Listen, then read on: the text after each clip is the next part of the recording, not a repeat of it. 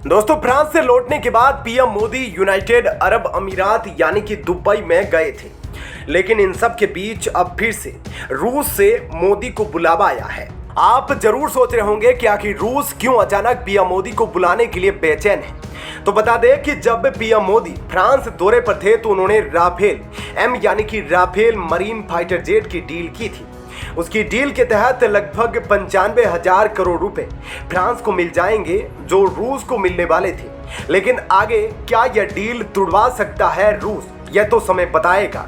लेकिन आपको बता दें कि रूस से पीएम मोदी को बुलावा आ गया है और अब जल्द ही पीएम मोदी रूस दौरे पर दिख सकते हैं। इन सब के बीच अब आपको पीएम मोदी की वह चीज बताने जा रहे हैं जो पीएम मोदी के साथ फ्रांस में हुई। यहाँ दोस्तों, फ्रांस में प्रधानमंत्री मोदी एक बड़ा खेल करके आए हैं। इसके बाद इस खेल यानी कि इस रणनीति की चर्चा हर जगह हो रही है। दोस्तों, फ्रांस पहुंचते ही पीएम मोदी को देश के सर्वोच्च नागरिक और सैन्य सम्मान Grand Cross of the Legion of Honour से सम्मानित किया गया था। प्रधानमंत्री मोदी भारत के ऐसे पहले प्रधानमंत्री हैं जिन्हें फ्रांस ने यह सम्मान दिया है। जैसा कि आप जानते हैं, इस वक्त पूरे यूरोप में क्या चल रहा है। इस वक्त पूरा यूरोप धार्मिक कट्टरता और महंगाई की चपेट में है। टूरिज्म से अरबों की कमाई कर रहे यूरोपीय देशों में अब तनाव बढ़ता जा रहा है।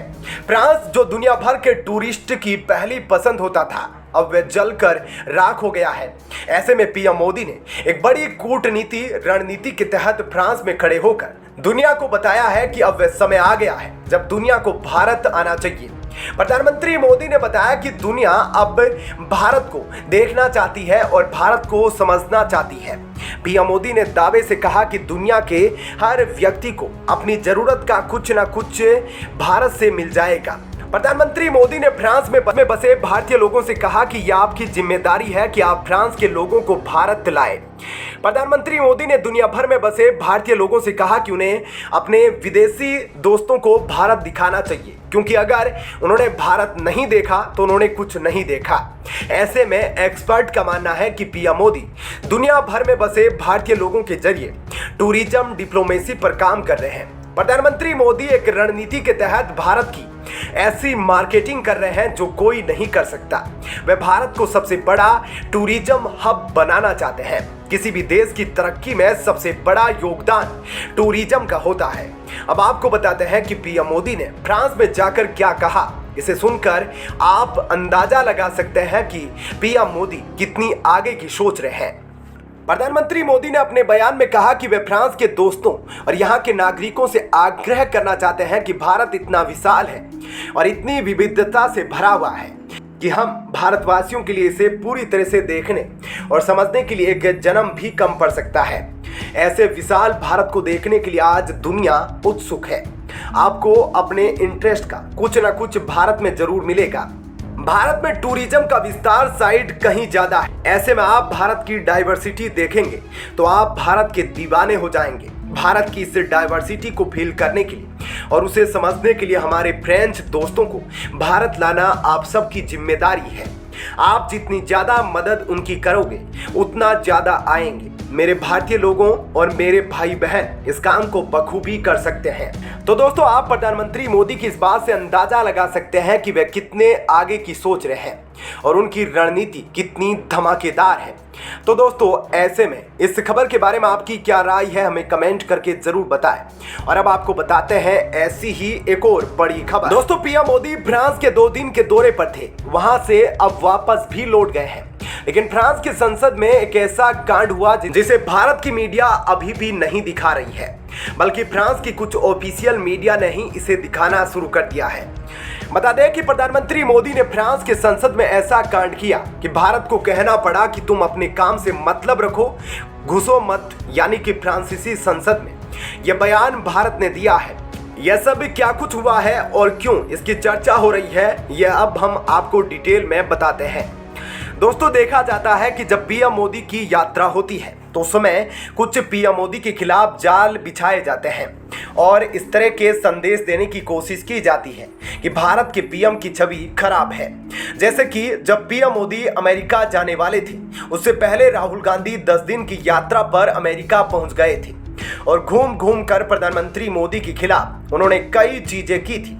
हालांकि इसका कुछ फायदा नहीं होता और पीएम मोदी जहां भी पहुंचते हैं उनका धमाकेदार तरीके से स्वागत होता है। ऐसा ही कुछ यूरोप में भी देखने को मिला। जब पीएम मोदी यूरोप की यात्रा पर थे, यानी फ्रांस की यात्रा कर रहे थे, तब यूरोपियन पार्लियामेंट में एक नया खेल हो गया। यूरोपियन पार्लियामेंट में अचानक से मणिपुर की बात होने लगी और हैरानी की बात यह है कि अचानक से जब सत्र चल रहा था यूरोपियन यूनियन का, तो 6 सांसदों ने अचानक से एक प्रस्ताव ला दिया और इन्होंने इस प्रस्ताव में यह बोला कि हमें मणिपुर को लेकर बातचीत करनी है। यूरोपीय संसद का फ्रांसीसी शहर है जहां के संसद में इस प्रस्ताव को लाया गया और प्रस्ताव में कहा गया कि तुरंत इस पर बहस करो और इसके लिए कोई नई डेट फाइनल करने की जरूरत नहीं है। थोड़ा आपको इसके बारे में बता दें कि मणिपुर में 2 जातीय समूहों के बीच में रिजर्वेशन को लेकर समस्या खड़ी हुई है, लेकिन वहां के सीएम का कहना है कि सिर्फ रिजर्वेशन ही एक मुद्दा नहीं। ऐसे में इतना बड़ा प्रदर्शन कि मणिपुर जलने लगा। जगह जगह पर प्रदर्शनकारी हिंसा पर उतारू हो गए। ऐसा तो नहीं होना चाहिए। और आपको बता दें कि मणिपुर में ज्यादातर हिंदू बहुसंख्यक है और ईसाई अल्पसंख्यक। इनके बीच में झगड़े हुए और झड़पों में 130 से ज्यादा लोग मारे गए। हजारों लोगों को इधर उधर रहना पड़ रहा है। तो कहीं उग्र और उपद्रवी समूह ने पुलिस के हथियारों को भी लूट लिया और इन सारी चीजों में हवा दी जा रही है क्योंकि म्यांमार से सीमा लगती है मणिपुर की और बहुत सारे रिफ्यूजी और बाहरी तत्व यहाँ घुस आए हैं। इन बाहरी तत्वों ने मिलकर यहाँ पर प्रदर्शन को हिंसक बनाना शुरू कर दिया। ऐसे में यूरोपियन यूनियन में इस चीज को लेकर कहा जा रहा है कि हम बहस करेंगे और बहस करके प्रस्ताव निकालेंगे कि क्या होना चाहिए और क्या नहीं होना चाहिए। अब मणिपुर का मामला भारत का मामला है और भारत का मामला कहां डिस्कस होगा? यूरोपियन यूनियन की पार्लियामेंट में। ऐसे में यह सुनने में काफी अजीब लग रहा है। दोस्तों, यही बात भारत में भी यूरोपियन यूनियन ने साफ साफ कह दी है। देखो, यह हमारा आंतरिक मामला है और वैसे भी फ्रांस को सबसे पहले अपना घर संभालना चाहिए। यूरोपीय देशों को अपना घर संभालना चाहिए क्योंकि उनके अपने घर में ही आग लगी हुई है और वे अपने घर को संभालने के बजाय दुनिया के चक्कर में पड़े हैं। और यही सब चीजें इस वक्त यूरोपीय संसद में भी देखने को मिल रही है। एक तरफ फ्रांस खुद समस्याओं से जूझ रहा है और फ्रांस की तो पहले खुद की समस्याओं को दूर करना चाहिए, फिर भारत की समस्याओं के बारे में सोच विचार करना चाहिए। तो दोस्तों, ऐसे में इस खबर के बारे में आपकी क्या राय है? हमें कमेंट करके जरूर बताएं और अब आपको बताते हैं ऐसी ही एक और